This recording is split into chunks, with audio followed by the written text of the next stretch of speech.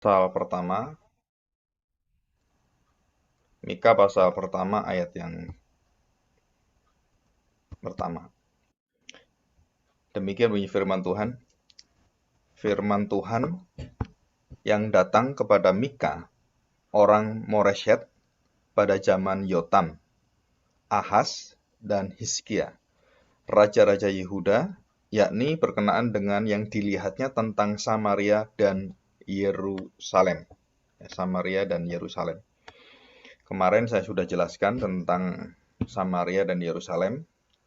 Yotam, Ahas, dan Hizkia, masa-masa pemerintahan sekitar 60-70 tahun hidupnya Mika. Dan kita akan baca yang terakhir itu sebelum kita masuk dalam doa. Keluaran pasal yang ke-34. Ini ayatnya ada di sini. Keluaran 34 ayat yang ke-6 dan ke-7. Nah, ini ayat yang sangat indah sekali ya. Saya bacakan. Keluaran 34 ayat 6. Berjalanlah Allah Tuhan, Tuhan Yahweh ya, lewat dari depannya dan berseru, Tuhan, Tuhan, Allah penyayang dan pengasih, panjang sabar, berlimpah kasihnya dan setianya. 7. Yang meneguhkan kasih setianya kepada beribu-ribu orang, yang mengampuni kesalahan, pelanggaran, dan dosa. Jadi mengampuni kesalahan, mengampuni pelanggaran, dan mengampuni dosa. Tetapi, nah ini penting sekali, tidaklah sekali-kali membebaskan orang yang bersalah dari hukuman, yang membalaskan, nah perhatikan ya, sekali-sekali tidak membebaskan orang yang bersalah dari hukuman, yang membalaskan kesalahan orang-orang itu, bapak kepada anak-anaknya dan cucunya, kepada keturunan yang ketiga dan keempat. Nah, selama 70 tahun itu keturunan dari bapak, anak, sampai kepada cucu. Itu dibuang oleh Tuhan. Mari kita berdoa ya, kita mohon pertolongan Tuhan. Kami percaya bahwa roh Tuhan bekerja dengan jelas di dalam seluruh kitab suci, baik perjanjian baru atau perjanjian lama. Dengan jelas tertera di sana bagaimanakah orang-orang kudus, khususnya para nabi, yang dipakai oleh Tuhan dan disertai oleh Tuhan dan dibawa dalam pimpinan, di dalam kekuatan dan sandaran yang satu-satunya, yaitu roh Tuhan. Kuasa roh firman itu yang membuat para nabi berdiri tegak dan berani menantang zaman, memberitakan keadilan Tuhan, penghukuman, dan Allah sebagai hakim yang tidak bisa ditolak oleh siapapun dan tidak bisa dihindari oleh orang-orang seluruh umat manusia, dan bahkan khususnya bagi orang-orang yang dipilih Tuhan, baik dalam perjanjian lama orang Israel dan dalam perjanjian baru gereja Tuhan dan jemaat orang-orang Kristen, pengikut Kristus. Tidak terluput, kami semua akan menghadapi Allah yang sebagai hakim, dan di dalam penghakimannya adalah selalu benar, adil, dan baik adanya.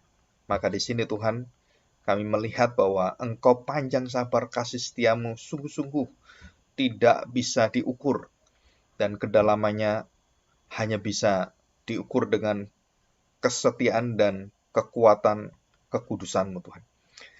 Kami bersyukur hari ini bimbinglah kami supaya kami menjadi Mika, yang berarti menjadi serupa dengan Allah. Orang-orang yang hidupnya menyerahkan diri untuk menjadi serupa dengan Allah, yang sungguh-sungguh mencari Tuhan dan mencari kebenaran, dan dengan takut melihat dosa-dosa dan gentar melihat penghakiman Tuhan. Kami serahkan Tuhan, jadikan kami Mika-Mika untuk zaman ini. Di dalam nama Tuhan Yesus kami serahkan doa kami. Amin. Ya, kita akan melihat lebih dulu ya. Saya akan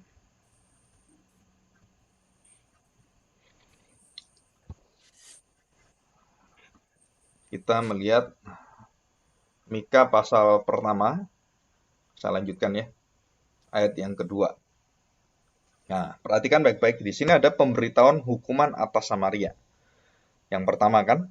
Nah, kemudian pada ayat 8, Nabi meratapi nasib Yehuda dan Yerusalem. Jadi setelah kerajaan Yerusalem dengan ibu kota Israel dengan ibu kota Samaria, Yerusalem dengan Yehuda dengan ibu kota Yerusalem, itu akhirnya dosa yang di utara itu, yang ada di Israel, itu turun akhirnya menuju kemana? Ke selatan. Dan sebaliknya dari selatan juga dosa itu akhirnya juga menjalar ke utara. Jadi sifat dosa yang kita akan pelajari hari ini adalah dosa itu mulai dari mana dan masuk ke dalam kehidupan manusia itu dari mana dan menjalar kemana, dan sebaliknya itu akan matang, dosa itu akan matang.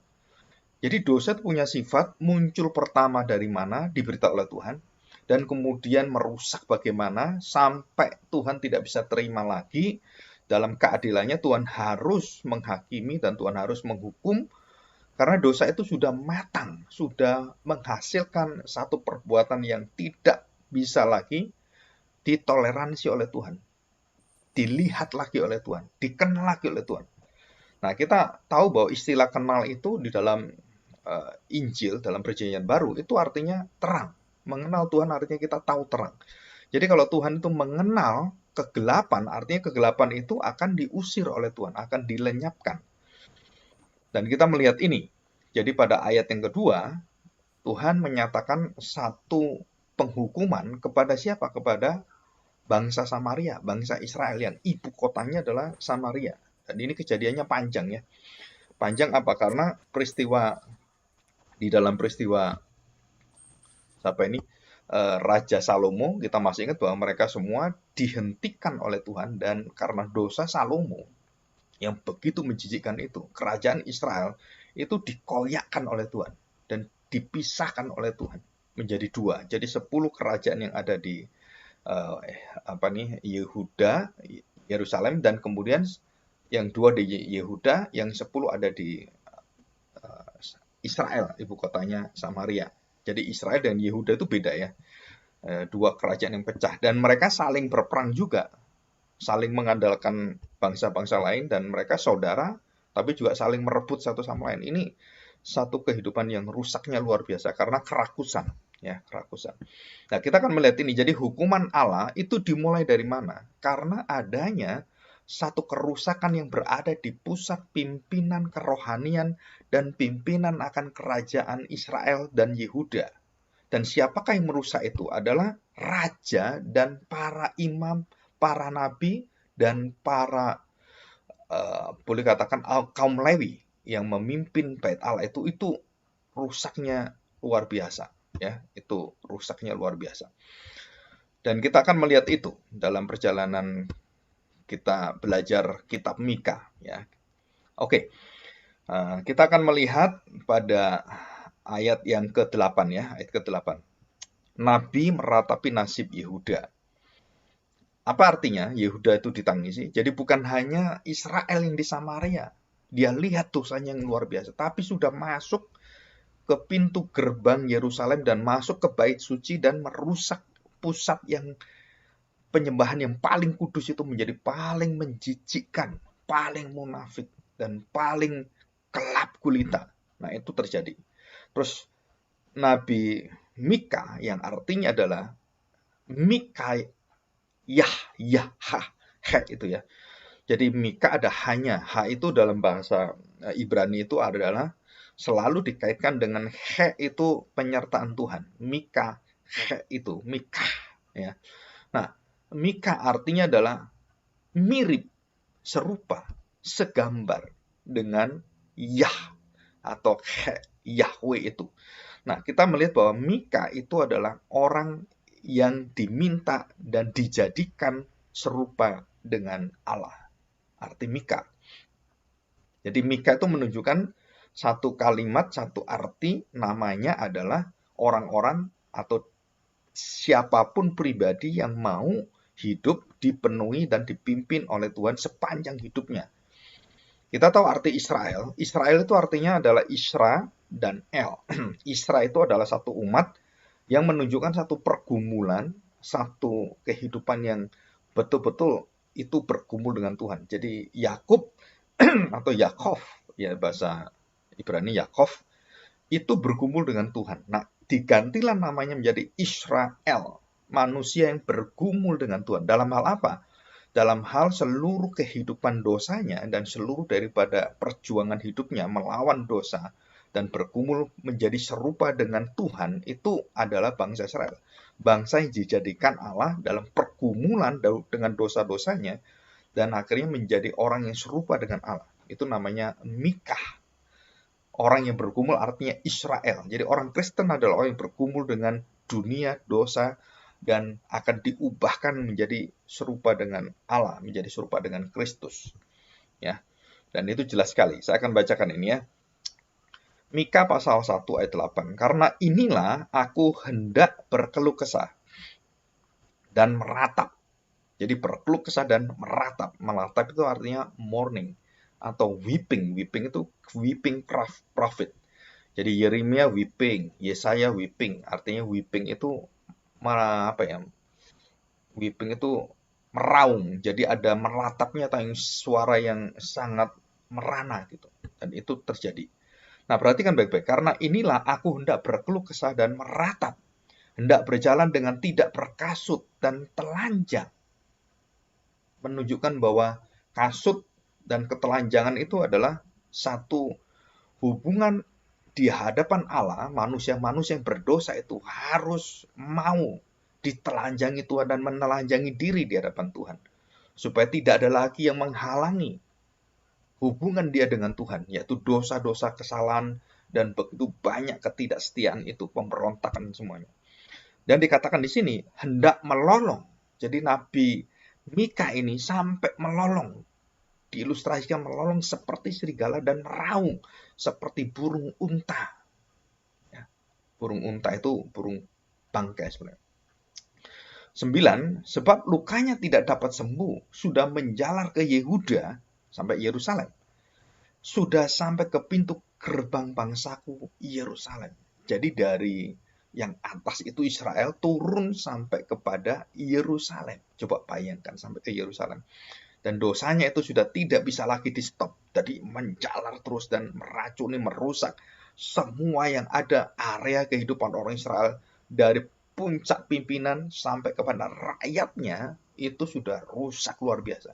Jadi seluruh kebudayaan yang ada, yang dibangun dengan kitab Taurat itu, dengan kebenaran firman Tuhan, itu bisa berbalik dan sangat-sangat menjijikkan dan sangat biadab sekali. Ya. Dan ini terjadi, kenapa bangsa Israel mengalami seperti itu? Karena mereka memiliki hati yang tidak mau menghindarkan dosa dari sejak kecil. Nah, kita harus tahu ini. Kita harus tahu, mencegah itu jauh lebih baik, jauh lebih mudah daripada mengobati. Mengobati belum tentu sembuh, tapi kalau mencegah itu pasti bisa. Mencegah itu lebih mudah dan lebih dapat dari awal dikenal, dideteksi gitu.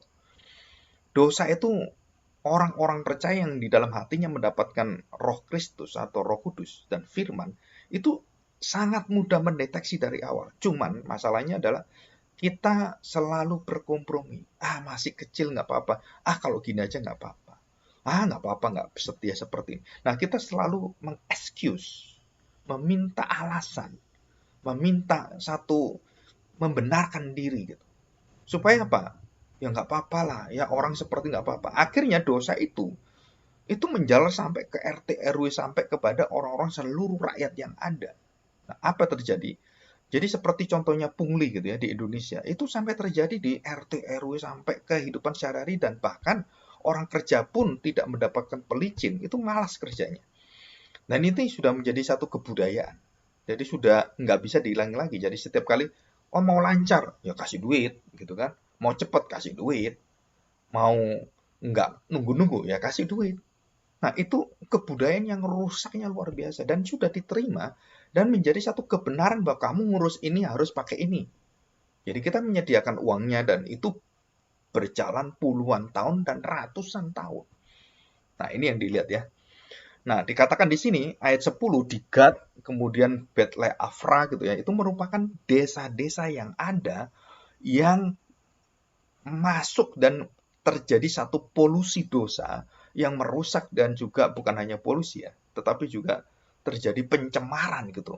Jadi kontaminasi masuk semua ke area seluruh kehidupan orang Israel dan Yehuda. Dan bukan hanya itu, nanti bangsa-bangsa lain pun itu lebih gila lagi.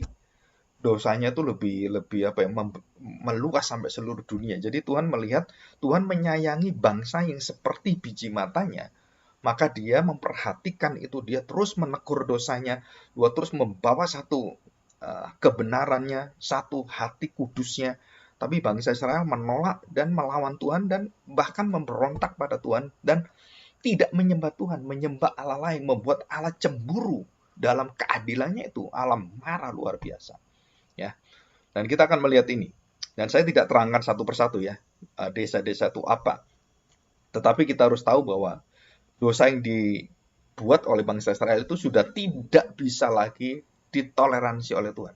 Nah, sebagai contoh seperti bangsa yang selalu melawan dan menghakimi atau menghukum gereja dengan cara berpikir yang laknat, yang cara berpikir yang merusak itu.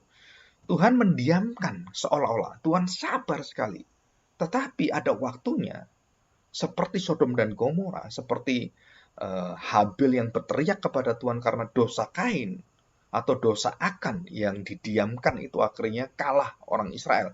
Terus Ananias dan Safira di Alkitab, kelihatannya Tuhan itu berdiam. Enggak. Tuhan itu menantikan dengan hatinya yang panjang, sabar, dengan kasih setianya dan kemurahannya itu terus dipamerkan oleh Tuhan. Tetapi yang terjadi, manusia nggak mau. Dia tidak mau milih Tuhan, dan itu terjadi. Ya. Nah, perhatikan ayat 16. Cukurlah dan gundulkanlah kepalamu karena anak-anak kesayanganmu. Jadikanlah kepalamu gundul seperti gundulnya burung bangkai. Vultures itu ya. Sebab daripadamu mereka akan masuk pembuangan. Tuhan sudah ingatkan ini. Kalau kamu tidak bertobat, kamu tidak menggunduli kepalamu, kamu tidak jatuh dalam abu dan debu, dan kamu tidak menanggalkan kasutmu dan berjalan dengan telanjang dan merasakan dosa akan dibuang oleh Tuhan, maka apa yang terjadi? Tidak ada ampun lagi. Kamu akan dibuang oleh Tuhan. Menjadi bangsa yang bukan dipilih, tapi bangsa yang dibuang oleh Tuhan. Jadi kebalikannya. Jadi kita harus tahu ini adalah tanggung jawab manusia. Ya, oke.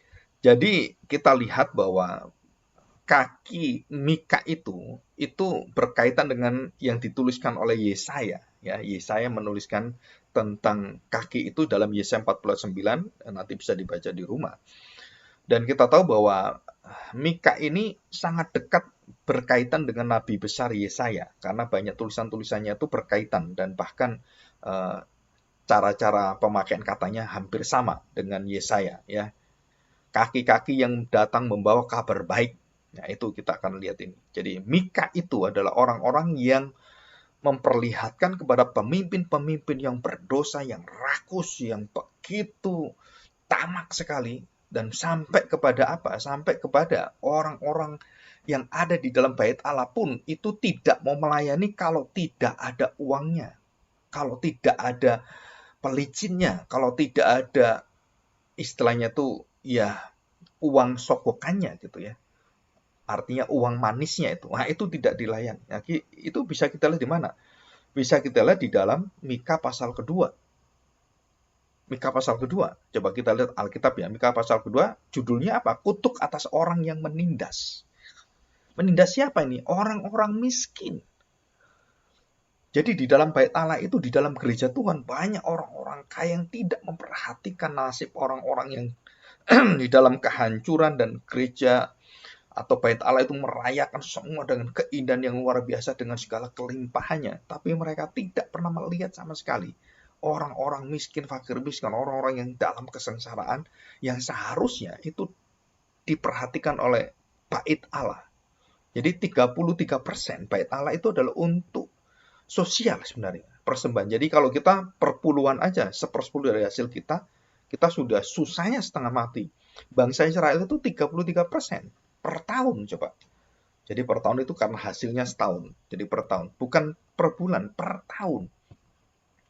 Itu aja Tuhan mengatakan kamu seperti itu aja masih susah. Jadi Tuhan kalau kita lihat bukan hanya menuntut 33% sebenarnya.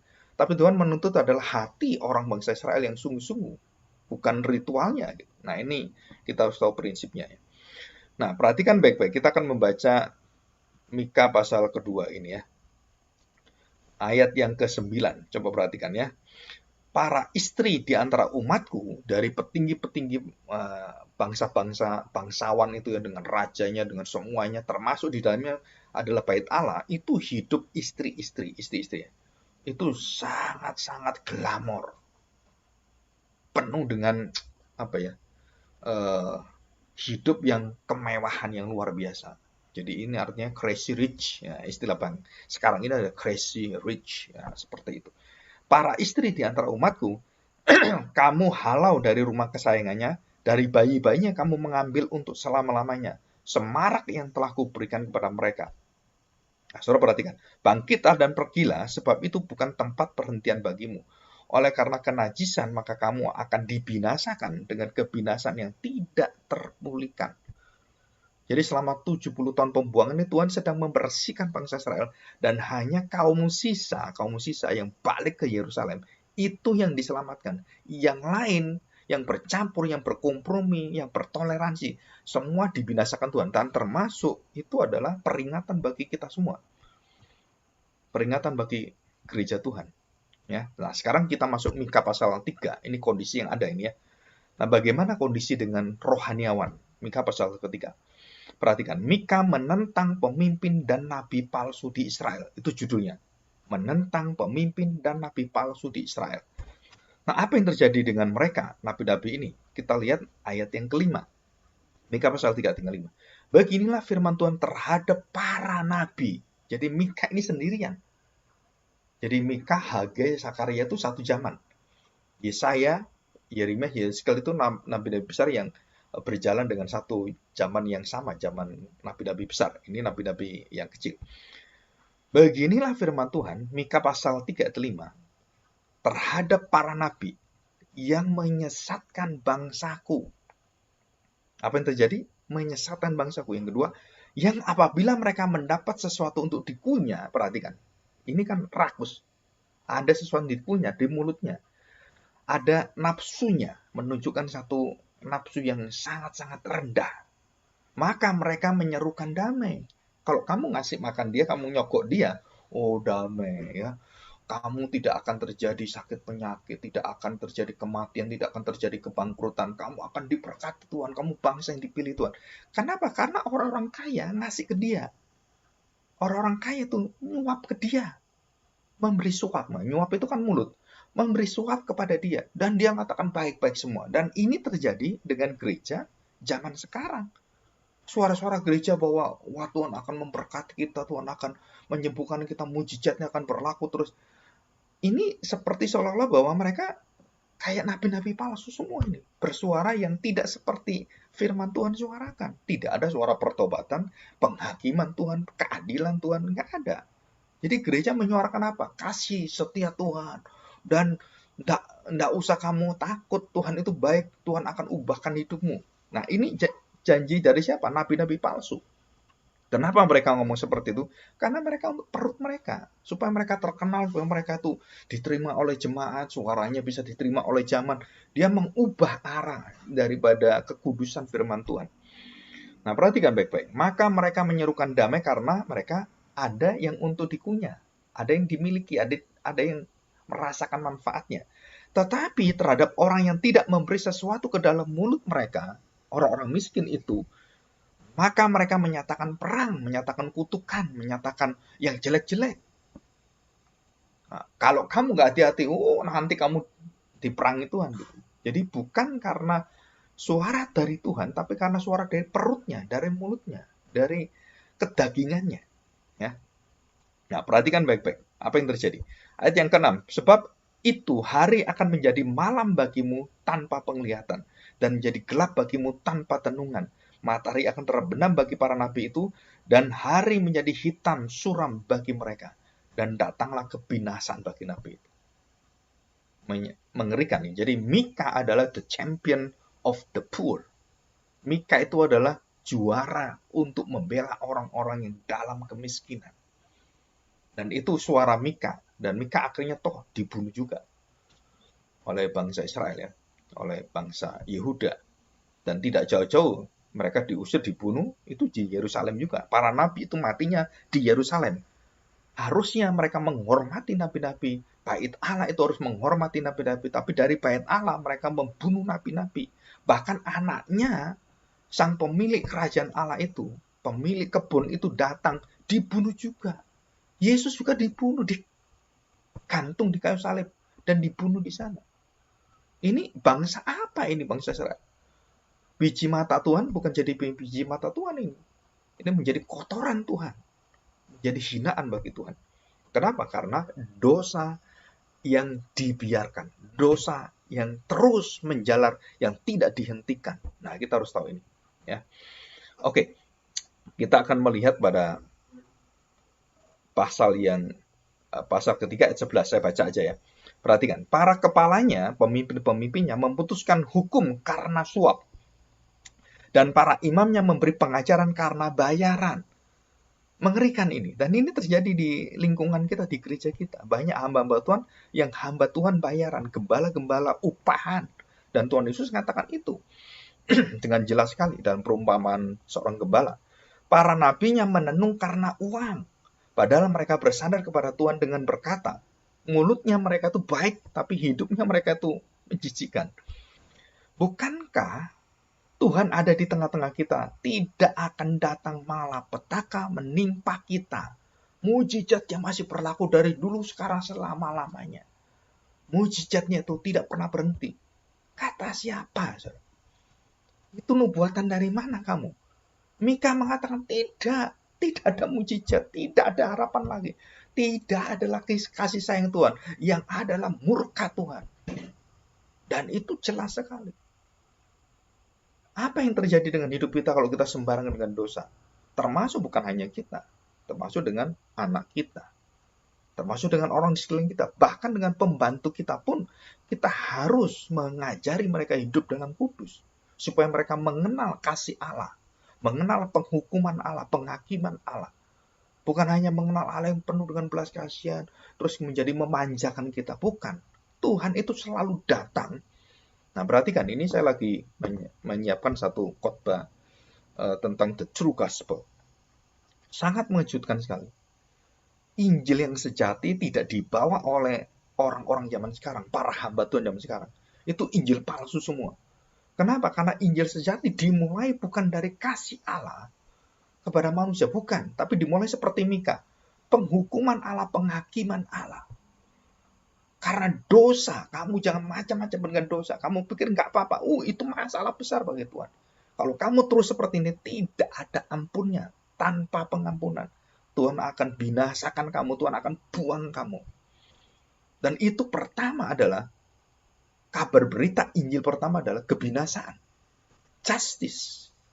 Baru kalau kamu bertobat, Tuhan panjang sabar, kasih setianya. Tuhan akan menghibur kamu, Tuhan akan menerima kamu. Tapi setelah apa? Justice dulu. Penyadaran akan dosa itu yang paling awal.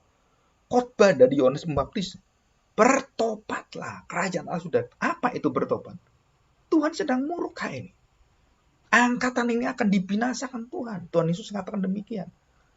Jadi bahkan Tuhan Yesus pun berkhotbah tentang apa? Keadilan Tuhan. Bukan tentang kasih Tuhan loh. Coba pelajari di Kisah Para Rasul. Saya lagi menelisik kitab-kitab dalam kitab Kisah Para Rasul termasuk Yohanes semua. Apa yang dibicarakan? Yang pertama, bukan kasih, bukan belas kasihan. Mercy, love, bukan. Tapi apa? Keadilan Allah di depan. Dan itulah the true gospel. Jadi semua yang membalik itu, yang tidak ada keadilannya, tidak ada kemarahan Tuhan, tidak ada hukuman Tuhan, nggak ada. Bagi orang percaya kita nggak ada hukumannya. Kita nggak akan, ya artinya bahkan diadili pun tidak kita. Kenapa? Karena itu sudah anak-anak Allah, anugerah Tuhan. Nah ini nabi palsu. Joseph Prince, Hyper Grace, dan semua mengajar ini, dan itu nabi palsu. nabi palsu. Joel Osteen juga sama, itu nabi palsu. Joyce Meyer dan banyak itu tele-evangelis dari Amerika, bahkan juga di Indonesia. Satu persatu kalau kita lihat dari beritanya, oh ini nabi palsu, ini nabi palsu.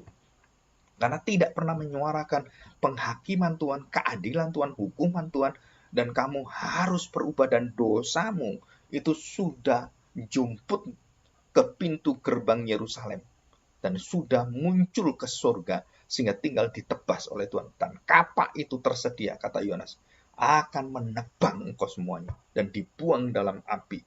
Dan jelas sekali, apa itu pesannya? Penghukuman. Yohanes, Tuhan Yesus, para rasul sama, dan gereja sampai hari ini juga sama. Kita berbicara pada dunia, bicara apa? Tuhan kasih kamu? No. Tuhan akan binasakan kalian kalau kalian tidak percaya pada Kristus Yesus Tuhan. Dan itu berita yang awal. Dan kita mana berani ngomong seperti itu, memberitakan Injil seperti itu. Kita memberitakan Injil dengan apa? Pak, jangan gitu Pak, orang susah terima. Kita harus menyatakan mujizat Tuhan supaya mereka terima Tuhan Yesus. Siapa bilang? Saya beritahu bangsa Israel itu menerima mujizat Tuhan ribuan mujizat, dan bukan hanya setahun 2 tahun, ribuan tahun. Mereka keras kepala dan itu bukan jalan Tuhan. Jalan Tuhan adalah justice. Itu pertama. Tuhan cemburu. Tuhan tidak mau tidak disembah. Jangan menyembah lain. Itu adalah satu kalimat utama dalam Taurat adalah justice. Ya. Wah, ini kalau saya bicara tentang penginjilan itu semangatnya luar biasa. Kenapa? Karena saya merasakan Mika itu merasakan hal seperti ini. Coba bayangkan, hamba-hamba Tuhan itu menenung, bersandar kepada uang, mulutnya, kepentingannya, dan semuanya itu. Dan bahkan mengatakan, bukankah Tuhan ada di tengah-tengah kita? Tidak akan datang malapetaka menimpa kita. Enggak akan. Tuhan itu baik. Tuhan itu setia kepada kita. Dan puji-pujian yang sekarang juga menyatakan, setia Tuhan untuk saya.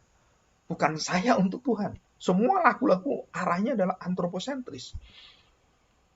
Dan jarang sekali lagu seperti zaman-zaman dulu yang berpusat kepada Tuhan. Segala-galanya adalah untuk Tuhan. Kemuliaan Tuhan. Meninggikan Tuhan. Ya. Sekarang kita lihat Musa yang keempat, ayat yang pertama. Ya, 4 ayat yang pertama. Jadi di dalam pemerintahan manusia tidak ada keadilan. Di dalam pengadilan tidak ada kebenaran. Dan semua itu yang paling adil di pengadilan itu menjadi paling bobrok karena suap, karena perut, karena kepentingan, dan semuanya. Karena politik dan semuanya. Dan termasuk yang harusnya di Yerusalem, yaitu pusatnya Bait Allah, itu menyuarakan suara kekudusan. Itu menyuarakan suara-suara kepalsuan. Nabi-nabi palsu, Injil-Injil palsu, dan juga orang-orang yang dipimpin dengan mengatakan dirinya adalah para pembawa berita sukacita. Yang padahal bukan Injil. Nah, itu terjadi. Ya. Nah, perhatikan pada akhir zaman, pada perubahan nanti di depan, masa depan, dikatakan Sion sebagai pusat kerajaan damai.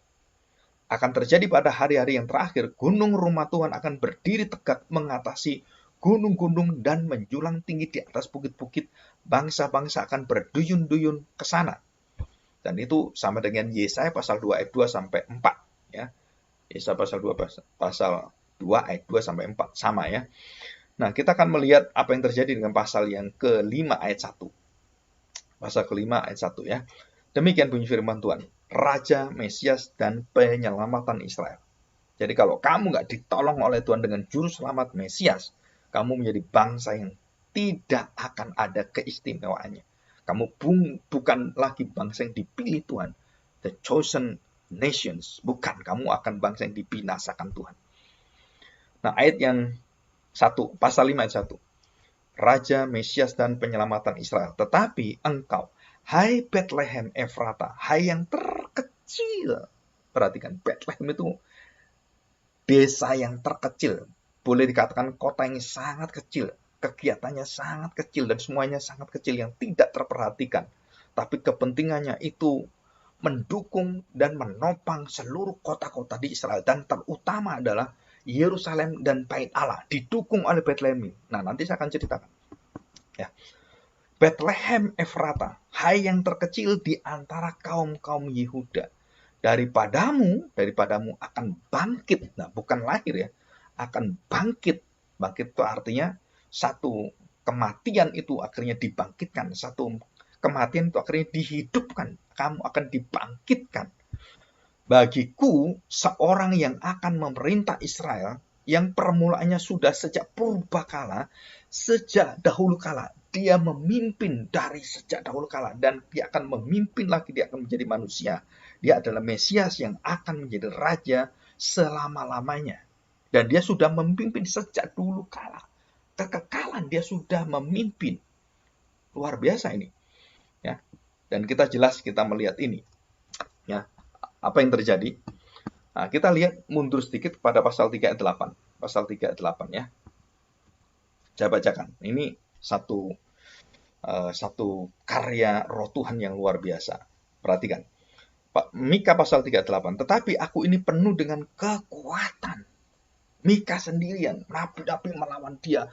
Bernubuat palsu, raja-raja juga mendengarkan nabi-nabi, bukan mendengarkan dia, mendengarkan nabi-nabi palsu, berita-berita palsu. Tapi Mika dengan kekuatan yang luar biasa, bukan dari dirinya, dia mampu melawan itu semua, termasuk raja-raja. Dia tegur, dia beritahu tentang kematian, tentang hukuman, pembuangan Tuhan, termasuk nabi-nabi palsu. Kamu akan dibinasakan Tuhan semua, dan tidak ada ampunnya, karena kamu tidak menyuarakan suara Injil kebenaran, berita dari Tuhan, dan kamu semua akan dibinasakan. Dan dia berani melawan nabi-nabi dengan resiko dia mati. Ya, nah, ada kekuatan apa dalam diri Mika ini? Dan setiap nabi, termasuk setiap orang percaya, diberi kekuatan ini. Kalau dulu nabi-nabi tertentu yang disertai Tuhan, ini enggak. Perjanjian baru, Roh Kudus datang dan semua orang percaya diberi satu kekuatan yang tidak pernah meninggalkan dia. Apa itu kekuatan? Roh Tuhan. Nah, saya bacakan ayat 8. Mika 3:8. Tetapi aku ini penuh dengan kekuatan, dengan Roh Tuhan, dengan keadilan dan keperkasaan, untuk memberitakan kepada Yakov pelanggarannya dan kepada Israel dosanya. Jadi apa yang dihantam oleh Nabi? Orang yang kepenuhan Roh Kudus, kepenuhan Roh Tuhan, bukan orang yang seperti itu, bukan orang yang hanya bisa mengucapkan kata-kata seperti malaikat, bahasa-bahasa yang kita nggak tahu, bahasa-bahasa Roh Tuhan atau bahasa roh itu mereka katakan. Tetapi dengan dosa mereka tidak pernah mau melihat itu sebagai kemarahan Tuhan. Maka yang kepenuhan Roh Kudus itu bukan kepenuhan Roh Kudus, itu kepenuhan roh yang menjijikkan sekali. Itu bukan Roh Kudus, itu roh yang jijik sekali. Roh najis yang tidak mentahirkan kamu, tetapi membawa kamu kepada dosa yang sama kamu lakukan. Dan menurut penelitian di dalam kekristenan, kita tahu bahwa orang-orang yang merasa dirinya penuh dengan Roh Kudus itu hidupnya dipimpin oleh roh kegelapan.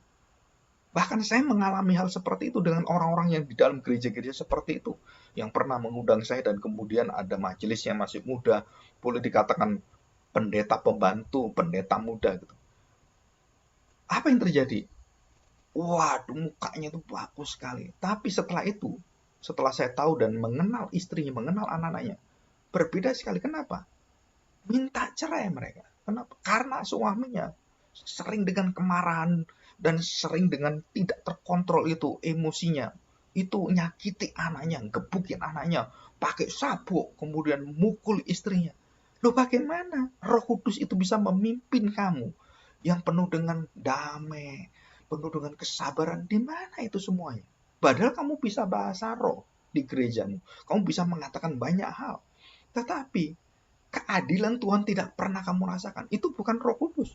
Itu roh najis.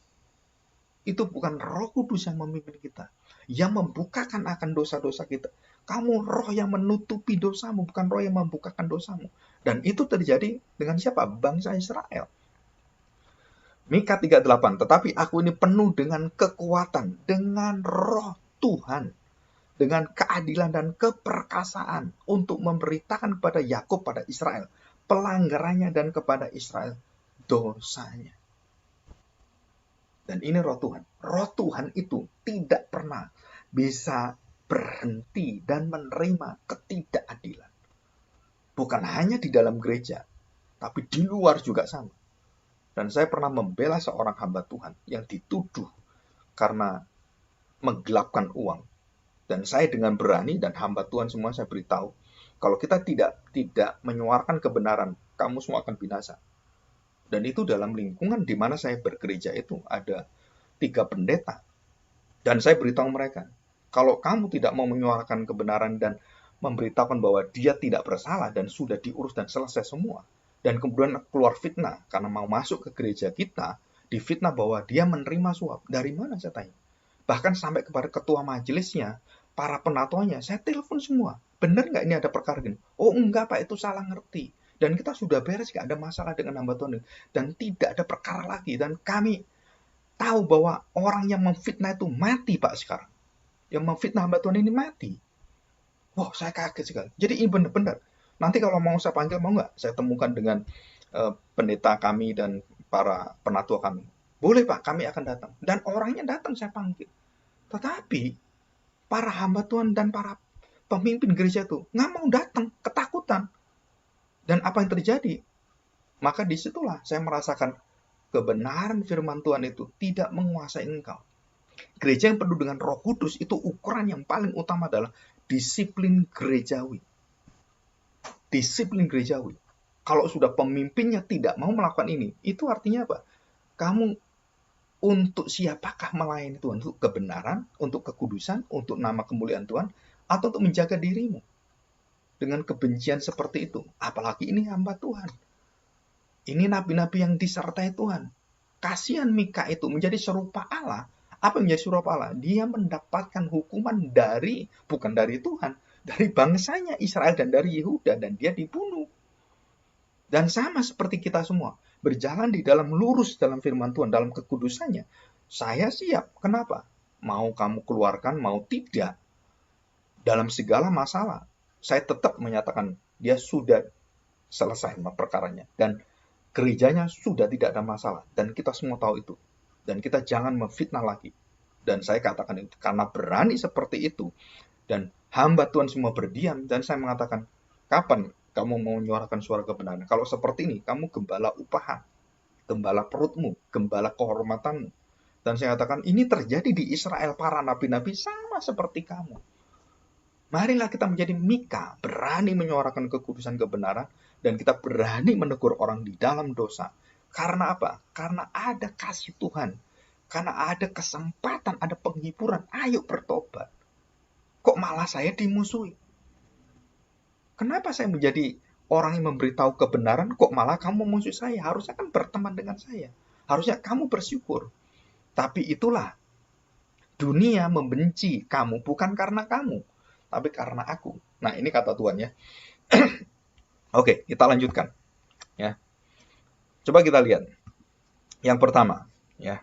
Kita sudah melihat ini kekuatan Roh Tuhan, bagaimana kerajaan Allah itu harus ada orang-orang yang dipimpin oleh Tuhan menjaga kebenaran hati Tuhan yang adil itu dan menyatakan apa setelah itu? Mercy of God, justice, menunjukkan God is just, God is right, God is good all the time. Jadi menunjukkan bahwa Tuhan marah itu menyatakan bahwa dialah Tuhan. Dialah yang berhak marah. Dia yang berhak untuk membalaskan dosa-dosamu. Dia berhak untuk mengadili engkau. Dengan apa? Dengan kebenarannya. Dengan suaranya, dengan hatinya, dengan hikmatnya. Yang ketiga, Pak, untuk melihat dosa adalah dosa di hadapan Allah. Bukan di hadapan orang berdosa. Bukan di hadapan penjahat. Bukan. Di hadapan Allah, kekudusan Allah. Kita harus memakai mata kekudusan Allah melihat diri kita, menelanjangi diri kita, dan kita harus lepaskan sandal kita. Kita harus gundul seperti Mika, menggundul kepalanya. Jadi kalau kita terlalu banyak dosa, saya pernah ketemu dengan satu hamba Tuhan. Loh Pak, kenapa gundul? Aduh Pak, saya melakukan dosa yang besar. Tapi dia tidak mengatakan dosa apa terhadap keluarganya. Dan kemungkinan besar dia waktu itu ada masalah dengan keluarga dan dia mau cerai. Terus dia sadar akan dosanya. Karena akan perselingkuhan dia, akan kerusakan dia. Maka dia dalam kesedihan luar biasa, dia gundul. Saya kaget sekali. Kenapa kamu gundul? Dan dia mengatakan dosa. Orang gundul itu nggak malu kan? Gundul. Menunjukkan apa? saya tidak malu lagi terhadap dosa saya. Kalau tidak, bagaimana saya bisa menerima kebenaran Tuhan? Jadi artinya apa? Ditelanjangi, tanda petik ya. Kalimat ini agak negatif. Kamu sedang dipermalukan Tuhan di hadapan bangsa-bangsa yang dulu menjadi bangsa pilihan Tuhan, biji mata Tuhan. Kamu sekarang menjadi bangsa yang tidak lebih daripada bangsa sampah dan gundul. Hei gundul, gundul gitu. Nggak apa-apa. Memang saya berdosa. Dan itu dikatakan Daud. Waktu Shimei mengutuk dia, memang saya berdosa. Saya orang berdosa. Kutukilah saya. Memang betul saya berdosa. Tetapi ingatlah, saya punya Tuhan yang ngampuni saya. Dan kamu akan berurusan dengan dia. Akhirnya Shimei dibinasakan, dibunuh, dan dipenggal oleh Salomo. Karena Daud tidak mau. Dia menerima itu. Tapi Salomo anaknya akhirnya penggal dia. Nah, Tuhan membawa keadilan, tetap keadilan. Yang keempat apa? Kalau kita sudah mengenal keadilan Tuhan, dalam kitab Mika itu, sudah diperingati dosa kita tetap terus sampai memuncak. Dan Tuhan sudah tidak bisa terima lagi dalam arti bahwa kekudusan Tuhan itu harus ditegakkan. Terang firman Tuhan ditegakkan, maka Tuhan akan menghantam kita dan menghajar kita dengan murkanya. Tetapi jika kita bertobat, Tuhan mengatakan apa? Forgiveness. Aku akan menerima engkau. Aku akan menghibur engkau. Aku akan memulihkan engkau. Mengubah hidupmu. Yang dulu kamu di desa-desa kehancuran semua, aku akan ubahkan dengan apa? Hidup yang betul-betul menjadi bangsa yang di atas segala bangsa dan terang bagi bangsa-bangsa lain. Dan sampai hari ini Israel menjadi terang bagi bangsa lain. Dalam hal apa? Seluruh teknologi, seluruh kehidupan, semua penemuan-penemuan yang ada bagi kemanusiaan, baik itu penemuan dalam pengetahuan umum, pengetahuan IPA, pengetahuan yang seperti matematika, kimia, sampai bom atom, bom nuklir, itu semua yang menemukan adalah orang Israel. Sampai teknologi yang kita pakai, zooming dan semuanya, semua ini penemuan ini semua dari bangsa Israel semua. Betul-betul menjadi terang bagi bangsa-bangsa. Lampu yang menerangi kita ini, atau Thomas Alva Edison, itu keturunan Yahudi. Einstein keturunan Yahudi. Dan banyak yang lain. Steve Jobs, Bill Gates, Mark Zuckerberg, semua keturunan Yahudi. Kok bisa mereka hebat? Karena bangsa yang bergumul dengan Tuhan. Jadi keturunannya itu diberkati turun-temurun. Luar biasa ya. Ya. Saya ada satu persiapan juga. The Holy Seed. Jadi orang-orang Kristen yang menikah dengan iman yang sama, dengan kekudusan yang sama, kamu akan melahirkan The Holy Seed. Dijamin oleh Tuhan ini. Jadi kalau kamu menikah dan punya anak, anakmu itu adalah anak milik Tuhan. Anak perjanjian. Maka kita kenapa membaptis bayi sejak dari kecil? Karena ada perjanjian Tuhan. Ada kepastian dari Tuhan. Kita bukan, biarin nanti kalau dia melawan Tuhan gimana? Nah, kamu membuka satu hati, anakmu akan melawan Tuhan nanti. Enggak, Tuhan mengatakan apa? Keturunan ilahi. Ini luar biasa. Dan waktu saya kawin, saya tahu bahwa begitu saya punya anak, ini keturunan ilahi dan ini milik Tuhan dan semua ada dalam kuasa Tuhan. Dan sebelum waktu itu tahun pertama saya belum punya anak, tahun kedua masuk tahun ketiga baru punya anak. Saya sudah berdoa bahwa semua ini adalah dari Engkau Tuhan dan saya persembahkan semua untuk nama Tuhan. Dan terjadilah apa yang Tuhan mau dan seperti yang sulit kita mengerti. Dan akhirnya Tuhan mengambil semua. Dan itu adalah sukacita. Kenapa? Memang hati kita sulit menerima, tetapi kita tahu Tuhan itu baik, adil, setia, dan benar. Dan kita ada sukacita yang tak terhingga nanti di surga. Kita bertemu dengan orang-orang yang diikat oleh itu dengan darah dan tubuh dan daging Kristus. Dan kita akan selama-lamanya di sana. Dan dikatakan apa? Transformation life dalam hidup kita. Dan itu dijanjikan oleh Tuhan. Setelah 70 tahun kamu akan bertobat, kamu akan diberikan Mesias, dan Mesias akan datang, dan roh Tuhan adalah kekuatanmu. Kamu akan memperlihatkan pada dunia. Dunia akan kamu tahukan. Pergilah ke seluruh muka bumi, ke ujung-ujung bumi. Beritakanlah Injil. Dan waktunya nanti Tuhan bertahta, Tuhan akan datang. Setelah apa? Injil diberitakan seluruh muka bumi, Yesus akan datang. Dan itu nubuatan dari Mika. Menjadi serupa Allah.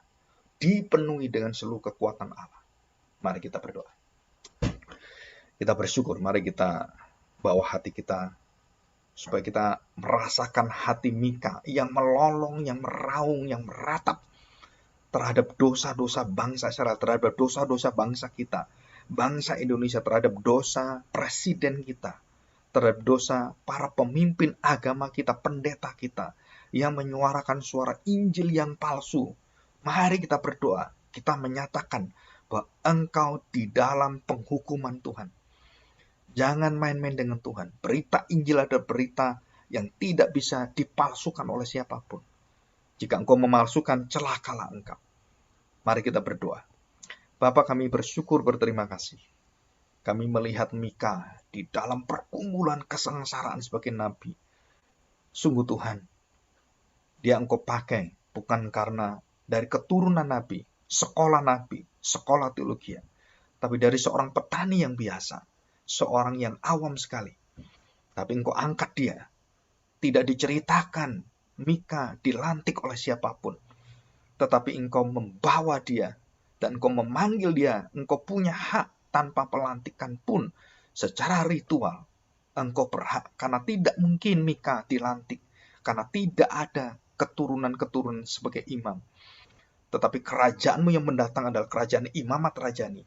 Bukan hanya dari keturunan imam, tapi semua orang yang percaya dalam keturunan darah dan daging Kristus adalah orang-orang laki-laki dan khususnya adalah imam-imam Tuhan, raja-raja Tuhan, dan nabi-nabi Tuhan. Dan itu tertulis dalam 1 Petrus pasal 2 ayat 9. Tuhan bawalah kami, supaya kami sadar betul bahwa panggilanmu adalah panggilan melampaui segala ritual agama. Jika kami dipanggil oleh Tuhan untuk menjadi hambamu, menjadi umatmu yang sungguh-sungguh mempersembahkan secara khusus kepada engkau Tuhan, baik menjadi hamba Tuhan, baik menjadi apapun, menjadi penginjil, Tuhan berikan hambamu. Kami semuanya panggilan yang sejati itu. Karena pada dasarnya diri kami adalah nabi-nabi Tuhan. Raja-raja bersama dengan Kristus. Imam-imam sebagai imam-imam bersama dengan imam besar kami, Tuhan kami Yesus Kristus. Terima kasih Bapa. Terima kasih Roh Kudus. Kami serahkan doa kami ini. Amin.